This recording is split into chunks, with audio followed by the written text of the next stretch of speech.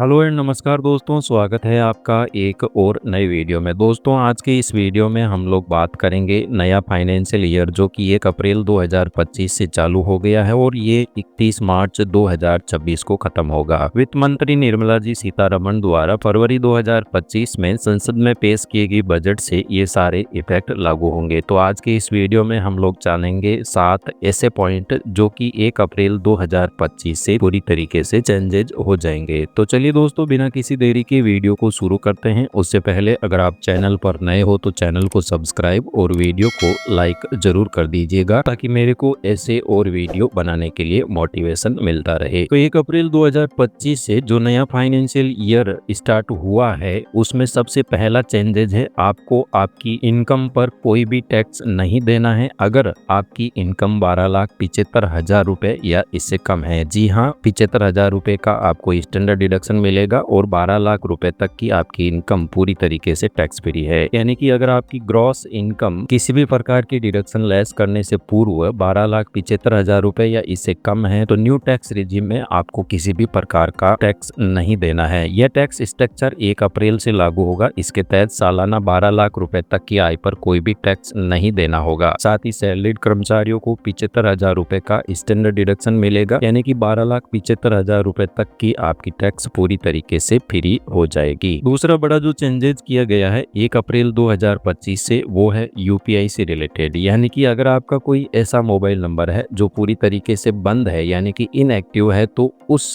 Mobile number से आपके UPI payment नहीं होगा। जी हाँ, एनपीसीआई यानी national payment corporation of India ने बैंकों और पेमेंट सर्विस प्रोवाइडर्स को निर्देश दिया है कि वे 31 मार्च 2025 से पहले अपने डाटाबेस से छोड़े गए मोबाइल नंबरों को हटा दे। 1 अप्रैल से जिन मोबाइल नंबरों से लंबे समय से यूपीआई का इस्तेमाल नहीं हुआ है उनसे पेमेंट नहीं हो सकेगा। ऐसे में अगर आपके बैंक खाते से लिंक्ड मोबाइल नंबर बंद है तो आपकी यूपीआई आईडी बंद होगी। तीसरा बड़ा चेंज किया गया है बैंक अकाउंट में मिनिमम बैलेंस रखने से रिलेटेड। यह दोस्तों, अगर आप अपने बैंक अकाउंट में मिनिमम बैलेंस प्रॉपर तरीके से मेंटेन नहीं करते हैं तो उस केस में बैंक आप पर पेनल्टी लगा सकता है। देश के सबसे बड़े बैंक एसबीआई, पीएनबी और कैनरा समेत कई बैंकों ने न्यूनतम बैलेंस की शर्तों में बदलाव किया है। अगर ग्राहक अपने बैंक खाते में तय न्यूनतम राशि नहीं रखते हैं तो 1 अप्रैल से उन पर पेनल्टी लगाई जाएगी। साथ ही इसी के अंदर जो नया चेंजेस किया गया है वो है 3 बार ही दूसरे बैंक के एटीएम से बिना चार्ज के पैसे निकाल सकेंगे। इसके बाद अलग अलग बैंकों में 25 रुपए तक का आपको चार्ज देना होगा। यानी कि अगर आप एसबीआई कार्ड होल्डर है तो उस केस में एसबीआई को छोड़ करके अदर बैंकों से आप महीने में 3 बार फ्री ट्रांजैक्शन कर सकते हैं और उसके बाद अगर आप ट्रांजैक्शन करेंगे तो आपको 25 रुपए प्लस जीएसटी चार्ज पर ट्रांजैक्शन देना होगा। चौथा जो बड़ा बदलाव किया गया है वह है क्रेडिट कार्ड के रिवॉर्ड पॉइंट के संबंध में। 1 अप्रैल से कुछ क्रेडिट कार्ड के रिवॉर्ड पॉइंट स्ट्रक्चर में बदलाव किया गया है। एसबीआई सिंपली क्लिक और air India SBI platinum card धारकों के लिए रिवॉर्ड पॉइंट की गणना नए तरीके से होगी। एयर इंडिया और विस्तारा के मर्जर के बाद एक्सिस बैंक के विस्तारा क्रेडिट कार्ड के फायदों में भी बदलाव किया गया है। अगर आप एक क्रेडिट कार्ड होल्डर है तो आपको इन नए नियमों से रिवार्ड पॉइंट दिए जाएंगे। पांचवा जो बड़ा बदलाव किया गया है वह है टीडीएस व टीसीएस की लिमिट को 1 अप्रैल 2025 से बढ़ा दिया गया है। टीसीएस की कटौती सीमा जो कि पहले 7 लाख रुपए थी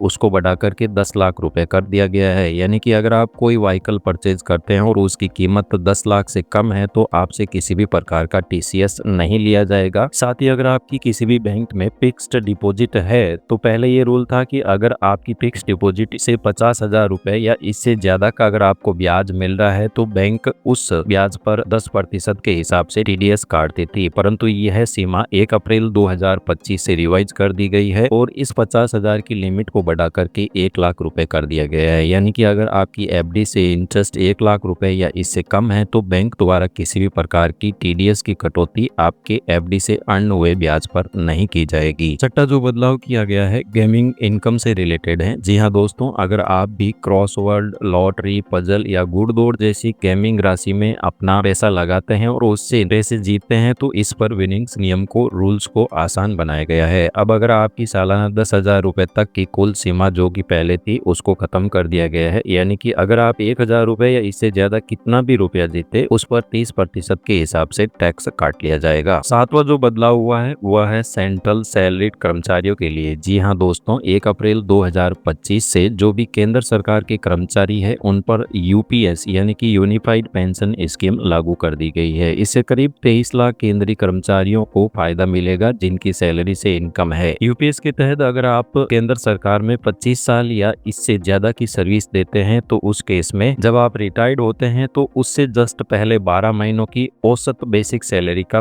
50% के तौर पर पेंशन के तौर पर आपको गारंटेड मिलेगा। यह स्कीम रिटायरमेंट के बाद वित्तीय सुरक्षा सुनिश्चित करने के मकसद से लागू की गई है। इस प्रकार दोस्तों आज के इस वीडियो में हमने जाना 1 अप्रैल 2025 से लागू होने वाले 7 ऐसे बदलाव जो कि सीधा आपकी जेब पर असर डालेंगे। धन्यवाद दोस्तों, जानकारी अच्छी लगी हो तो वीडियो को लाइक और चैनल को सब्सक्राइब जरूर कर दीजिएगा।